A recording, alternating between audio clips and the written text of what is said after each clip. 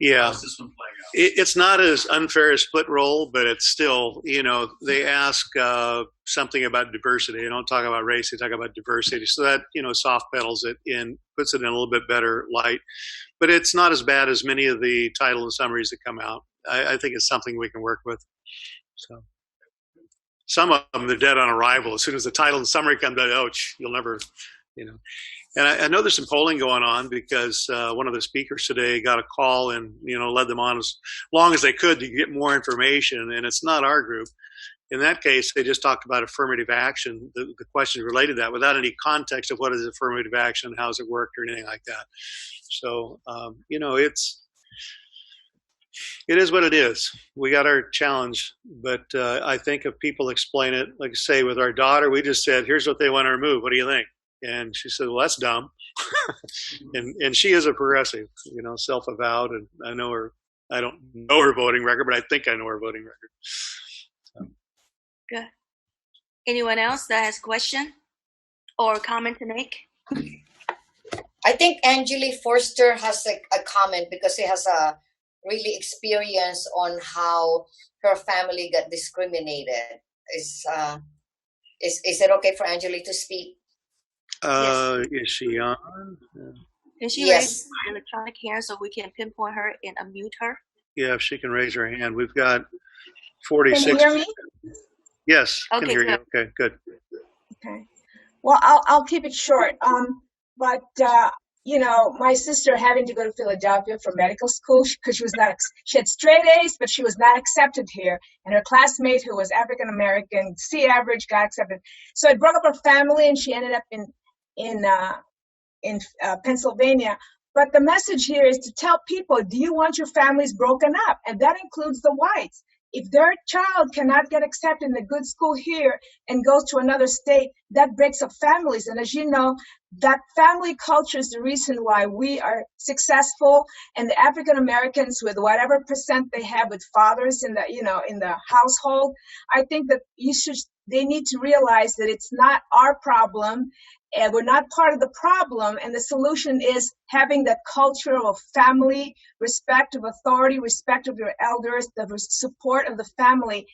And that's beyond big government. That's the culture. The Jewish culture have that. We have that, and a lot of cultures have that. But for some reason, and that's the Uncle Tom movie, if you watch the Uncle Tom movie, the African-American households before the 1960s, 80% of them had both father and mother in their household. And they were religious, and they were entrepreneurial. And they were Republican too, but anyway, what happened in the 60s, So I think that we have to emphasize that, a discrimination is not the answer. Being racist is not the answer. That if the fact that you point out my race means you're a racist, So number two is again back to Herman Cain, telling the African Americans, instead of discriminating against us Asians, why don't you just tell your African American friends and children to work hard, study hard, respect your elders, respect authority, so you can become successful like us. And that's Herman Cain, And to tell also the Americans that a lot of people, they're just intimidated by the Black Looters Matter. Not the BLM people, but the Black Looters. The leaders are so Marxist. They're intimidating us. Like, why do you let them intimidate you? Most African Americans are peaceful. Why do you let them, become radicalized? But anyway, the thing there is that, you cannot, bullying is not the answer. And in the San Francisco inner city schools, guess who was most discriminated? The small Asian girls were discriminated by their big Black African American girls in public bathrooms. They would wait till you were alone in the public bathroom, bully you, extort money from you. And this went on for decades. Little Asian girls didn't say anything because why? If you said something, the teachers are not going to protect you when you leave the school fence. Then you'll get beaten up for sure. And this went on for decades. But we didn't say we're victims. No, we just showed them that we were smarter and harder working than them, and that we were above all that bullying. We were better than that. And that these are messages that I don't understand why they're not coming out from Asians, from Jewish people, Muslims. I mean, why do we let these black looters, not the BLM people, but the radical leaders, the militia that's so well organized, why do they let them intimidate us? And they're, of course, on one hand, I think that you just need to show the kids, you really want to be part of this militia group? I mean, it just doesn't make sense. Anyway, I'll stop there. Well, but thank you for your passionate comments. This is part of the unexpected or unanticipated consequences of Proposition 16. Is it is going to pit racial group against racial group. As we have winners and losers, they're going to be highlighting that. Something that schools do right now for college admission, and I endorse that, is they look at economic background, because the best way to break the cycle of poverty is through education. So they have metrics that look at, how is your poverty level in your family? Because we have Asians that are low poverty as well. And they also look at, are you the first in the family to attend college or university? Now that's going to bump some on the merit scale, but if you can break the cycle of poverty, it does help society a lot, and it seems to pass the constitutional muster.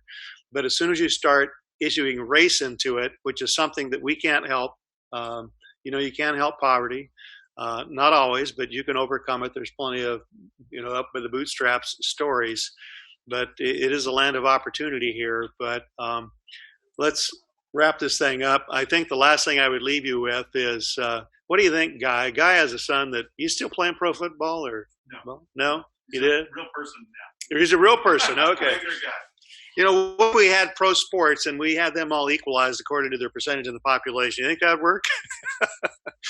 When it comes to sports, when it comes to private business, when it comes to getting a man to Mars, we're always looking for the best, the brightest, and we reward merit and we reward ability. And when we start taking that path on education and allowing other things to dictate who we choose, it is a pathway to mediocrity. I will tell you, we're already getting our tails kicked by other countries in science and research papers. We don't have the stature that we once did. And, if we're going to get that back, we have to do it by encouraging, by educating everybody equally. We're not doing that now, but that's the real focus. K-12, get them prepared for college, and then let them, compete on a level playing field. Thank you, everybody, for joining us. We're sorry for the technical difficulties. We still didn't get sound on this end, but I think it was okay for the Zoom people, and also the embedded videos we didn't get. But we were going to, quit before now anyway. Well, there's always this thing called hope. So, we learned from our first Zoom event, online, offline at the same time. And today we learned something else. So each time we do it, we'll learn something new, and eventually we'll become perfect.